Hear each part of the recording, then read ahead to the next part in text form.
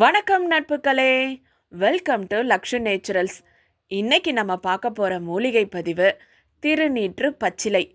தொட்டாலே மணக்கும் திருநீற்று பச்சிலை பல நோய்களையும் குணப்படுத்தும் மருந்தாகவும் பயன்படுகிறது. பச்சிலையுடன் வசம்பு சேர்த்து அரைத்து முகப்பருக்களில் பூசினால் பருக்கள் காணாமல் போய்விடும்.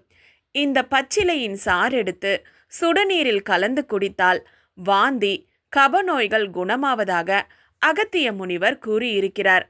பச்சிலை விதைகளை கஷாயம் செய்து குடித்து வந்தால் சுறுசுறுப்பு கிடைப்பதோடு மூத்திர கோளாறுகள் சரியாகும். குளிக்கும் நீரில் அரை மணி நேரத்துக்கு முன்பு ஒரு கைப்பிடி இலைகளை எடுத்து நீரில் நனைத்து குளித்து வந்தால் உடலை நறுமணமாகவும் தூய்மையாகவும் வைத்திருக்கும்.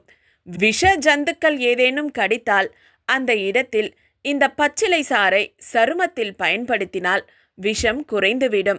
இந்த சாற்றை உடலில் பூசிக்கொண்டால் கொசுக்கடியிலிருந்து தப்பிக்கலாம். இந்த சாற்றிலிருந்து எடுக்கப்படும் வேதிப்பொருள் வாத நோயை தடுக்கிறது.